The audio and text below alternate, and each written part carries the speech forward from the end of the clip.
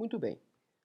Agora nós vamos fazer aqui um exemplo de utilização da tag Ajax do JCF 2.0 para utilização aqui de instrumentos do Ajax para renderização de partes do componente, por exemplo.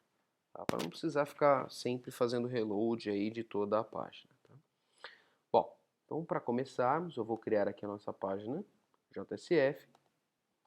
Okay? Vamos colocar aqui teste Ajax, por exemplo. E vou finalizar. Muito bem, essa página foi criada, vou colocar aqui o título, teste Ajax, e agora vamos aqui começar a trabalhar no nosso documento, né? Antes de mais nada, eu vou criar aqui uma tag form, uma tag form, isso, e tudo nós vamos desenvolver aqui dentro da tag form. E outra coisa também muito importante, antes de começarmos, é novamente aqui fazemos a importação do pacote core do JSF, né? Atribuindo ele aqui ao alias F. Muito bem. Então, qual será aqui o objetivo, né, do nosso exercício? Qual será o teste que faremos, né? Eu vou colocar aqui uma caixa de texto, por exemplo.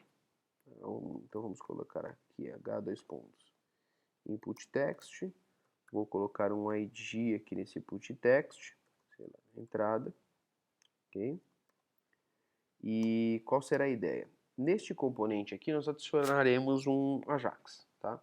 Mas qual será então o objetivo do Ajax? Eu vou pular uma linha aqui e nós vamos colocar aqui na linha de baixo um H2 pontos output text. Tá? O ID deste aqui eu vou chamá-lo de agora, por exemplo. Tá?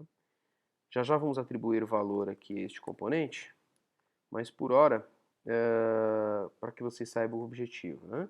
Eu vou adicionar então um componente Ajax aqui em cima, que toda vez que o evento Ajax ele for acionado, ele vai atualizar somente esse output text aqui, somente esse pedaço do HTML, tá certo?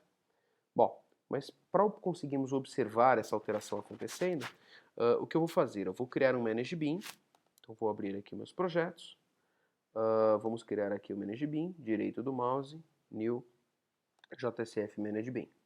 Então vamos criar aqui ele como tempo MB, ok, vou tirar aqui algumas linhas de comentário, tirar aqui o construtor também, nesse momento não me importa. Bom, então para conseguirmos observar esse comportamento, eu vou criar aqui um método público do tipo void chamado getAgora, ok? Esse getAgora, eu só vou criar o get. Então, na prática, se vocês forem para analisar, toda vez que nós criamos um ManageBean, eu crio um atributo privado, crio getters e setters para ele, né? Então, a página JSF, na prática, o que ela enxerga são sempre esses acessores. Então, criando aqui esse método getAgora, do tipo público, a página JSF vai interpretar como se existisse um atributo aqui agora, né? Chamado agora, que eu não vou criar, tá? Por quê? A minha ideia aqui é toda vez que esse get agora for invocado, ele vai devolver um new date, um novo objeto do tipo date. Deixa eu importá-lo aqui. Mas por que isso, né? Porque eu quero que toda vez que esse método seja invocado, o retorno aqui tem que ser também do tipo date, né?